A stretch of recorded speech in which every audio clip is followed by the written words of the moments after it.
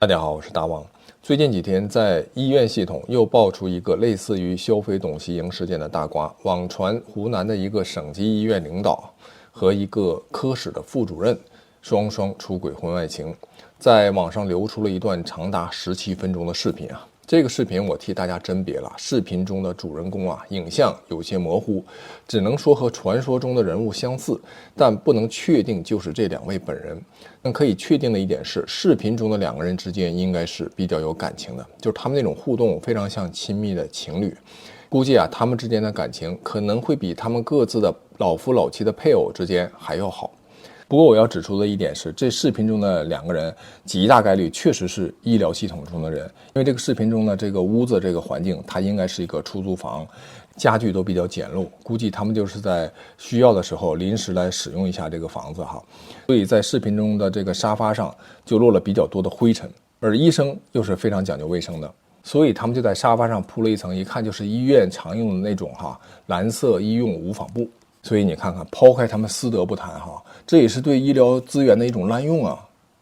但这件事呢，其实没有引发公众的更多的愤怒因为这就是大概率的一个普通的婚外情出轨，没有明确的证据证明和权色交易有关，不像之前的这个出轨事件中涉及到4+4这样涉及教育不公医生培养不专业，涉及公共健康安全风险等等问题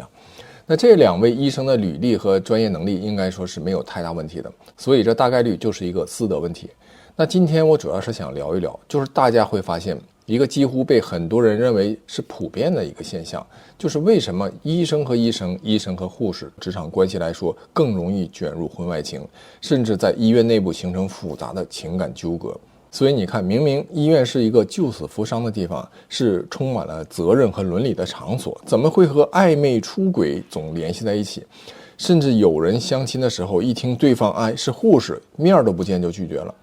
首先要讲清楚这并不是说所有的医生和护士都会出轨很多医生和护士都是严谨自律、吃苦牺牲的，把大半辈子投入了病人与医疗事业。这些有医德的人值得我们非常尊重。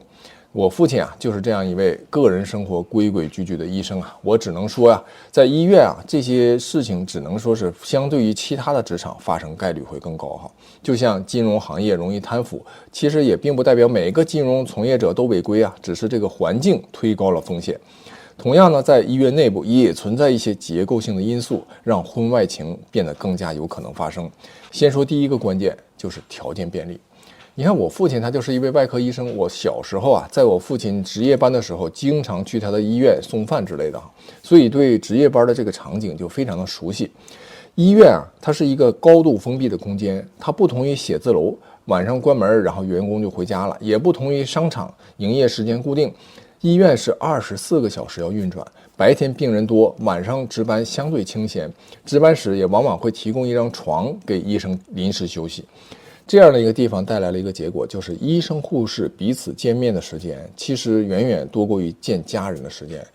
另外这个场所就真的挺方便，那一个人一天见谁见得越多，如果没那么讨厌的话，那往往这个情感连接就会越来越深。其在异性相吸的情况下，如果有一方风流倜傥，或者是另一方年轻漂亮那就更容易加深这种情感的连接。医院里的科室、值班室、护理站其实就是一个小社会有时候大家一起可能吃吃盒饭，然后一起开晨会，一起推病人，一同抢救。在医院这样一个救治生命的一个相对神圣的场所，在这种紧张环境下建立的那种勾连，那绝对比在咖啡厅逛街更深刻尤其是在夜班夜班是情感发生的一个温床你看凌晨2点的时候 ICU 里机器滴滴响，大家都累到睁不开眼了。这个时候一杯温水，一句你歇着我盯着，这种专业和关心充满了极大的魅力更让人心动。就大家设想一下这个场景，就一个漂亮的小护士或者一个英俊的医生，在你熬夜值班的时候，或者在刚照顾完一个病人坐下休息的时候，递上一杯热茶或者香浓的咖啡，哪怕他什么话都不用说，就伴随着一个微笑，你会不会心跳加速？就算1次2次不会，1年2年长期如此，你会不会产生一些难以抑制的友谊人在劳累和寂寞中，其实最渴望的是理解，而身边这个人不仅理解，他还和你一起承担压力，一起熬过寂静的深夜，这种情绪连接太容易滋生更多的东西了。另外医院排班为关系也提供了天然的掩护。配偶问一句今晚值班，这一句话就把今晚的这个行踪解释得清清楚楚，这让医院的暧昧比其他的场所更加隐蔽，也更容易持续。再来说说干净利落就这个医生护士的职业特性就是高效率、讲究流程，不拖泥带水。婚外情在现实生活中最怕的就是油腻、麻烦、纠缠，而医院里的人沟通快、思路清楚、有分寸感、谈判能力强，很多人就会觉得和这样的人相处直接又简单，没有过多废话。也正因为如此反而就更容易发展成一种比较轻盈的、没有负担的情感关系。还有就是制服诱惑这是一种来自心理的投射。你看白大褂象征着专业、能力和责任，给人以安全感和权威感。那护士服象征着温柔、照顾与细心，这些角色都会带来天然的吸引。人在潜意识里会把职业特征和情感需求就对应起来。比如这个病人信赖医生，护士也会信赖医生，低级别的医生会对大医生充满了信赖。信赖是情感滋生的根尤其是在这种高压的环境下。更值得一提的是权力结构，医院是一个纪律明确、等级严明的地方。你看上级医生对下级的医生对护士实际他掌握了实质的资源，比如能否进手术台、科研项目的归属、论文署名、晋升推荐、排班安排等等那都是有发言权的。有权利的地方就有不对等的关系，有不对等的关系就有投射、依附和讨好，这就是人性。在这种结构下，情感与权力往往交织着被美化、包装、隐蔽，最终变质。我们再谈谈医院的忙碌导致的婚姻的淡漠。医学是一种高消耗的职业从上大学开始，医生的时间就不是自己的了。5年本科加3年的规培，再加上住院医师、主治医师晋升副高，这么一路下来，人到35岁其实才刚刚站稳脚跟。当然我说的这是小镇做题家的正规途径不是那种特殊途径。那护士更是如此，倒班夜班是常态，轮休常常无法和家人匹配。那日夜颠倒，身体本来就处于一种准透支的状态，又忙到只想睡觉，还有多少精力来经营这个婚姻呢？那他们在工作场所一天最清闲的时间，可能往往就是在这个值夜班的时间，而这个时候恰恰配偶又不在身边。婚姻其实是需要时间沟通和陪伴的，医生护士最缺的就是时间。夫妻之间相处时间的减少，情感自然就慢慢会干涸，配偶就可能会开始抱怨、质疑、闹情绪，而对方却没有时间、情绪和精力来进行解释和维系。这种关系的恶化，有的时候还真不是因为不爱了或者是厌烦了，而是因为太累了。对外人来看，这婚姻看似稳定，但对当事人来说，可能已经拉扯到形同陌路，不过是双方都没有戳破。那如果这个时候他在职场找到了一个情感的出路，那可能就充满了更多的诱惑。再来看看医院里的这个关系，恰恰就相反。第一，没有生活的琐碎，比如不需要一起还房贷，没有柴米油盐，不用接送孩子，不用操心家务，有的只是理解、照顾、共情与刺激。这使得医院内部的关系就相对轻盈、短暂，却足够的吸引人。对很多人在婚姻里得不到的温柔倾听、尊重，甚至懂，他们在医院里都得到了。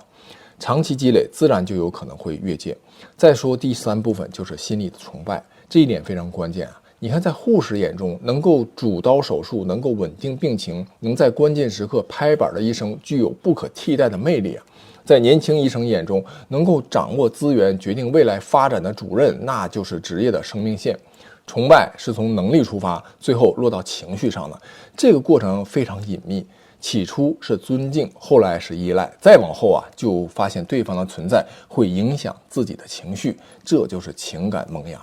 医院里，年轻护士遇到棘手的病人，第一反应是找值班的医生；年轻医生遇到并发症，第一反应是找主任。这种依赖带有心理的慰藉属性，而人的心理永远渴望依靠。这个依靠时间久了，就会混淆角色与情绪，特别是在夜深、压力、疲惫的情况下。结合前几天我们讲过的这个清华学霸李新野的人妻约会指南，这本书被很多人骂但它也揭示了一个赤裸的现实，就是婚外情从不是凭空发生的，而是人性与环境共同塑造的一个结果。最容易发生婚外关系的，往往是那些压力大、有权利的已婚人士。医护本身就是一个符合这种条件的群体。你看，他们有知识、有社交圈、有实际的能力、有独立的人格，但又长期缺乏情绪支持，生活中可能缺乏温柔，医院里却一直有同频的人陪伴。更重要的是，圈内的已婚人士出轨能够有分寸，知道边界，不会乱来，往往不会纠缠，也懂得保护对方，就不容易制造麻烦。这种成熟关系在适宜的环境下就具有更高的发生率。